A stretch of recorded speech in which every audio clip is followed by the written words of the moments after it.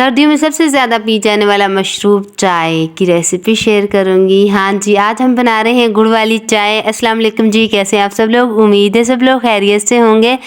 आज बना रहे हैं गुड़ की चाय, बहुत ही मज़ेदार बनती है।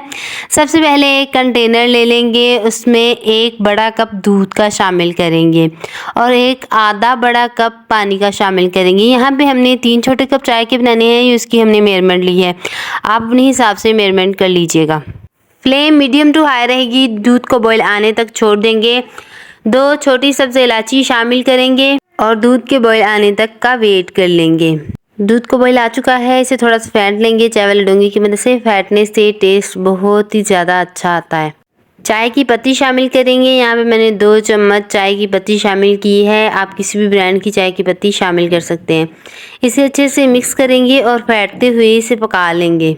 दोस्तों, अगर आप लोग मेरे चैनल पे नए हैं तो मेरे चैनल को सब्सक्राइब कर दीजिए और बेल आइकन को दबा दीजिए ताकि मेरे आने वाली हर रेसिपी की अपडेट आप तक सबसे पहले पहुंच जाए। अब बारी आ जाती है चाय को मीठा करने की। अब मैं 2 खाने के चम्मच इसमें चीनी के शामिल कर दूंगी। आप सोच रहे होंगे कि बनाई गुड़ वाली चाय है और शामिल इसमें चीनी की है। ऐसा नहीं है। 50 ग्राम हम इसमें गुड़ का शामिल करेंगे। गुड़ इसलिए थोड़ा शामिल करते हैं चाय में ताकि चाय फट ना जाए।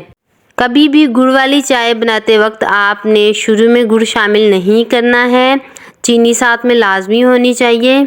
और दूसरी बात कि ज़्यादा गुड़ शामिल नहीं करना है। इन दोनों सूरतों में चाय जो है वो फट जाती है। ऐसी सूरत में बिल्कुल काली पानी जैसी चाय बनके तैयार होती है। हमारी चाय बिल्कुल तैयार है। अब इसे निकाल लेते हैं एक कप में। Enjoy the tea of winter। आज की वीडियो पसंद आई हो तो वीडियो को लाइक जरूर कीजिएगा। चैनल पे नए हैं तो चैनल को सब्सक्राइब कर दीजिएगा। मिलते हैं एक और नई रेसिपी के साथ। जब तक के लिए अल्लाह हाफिज।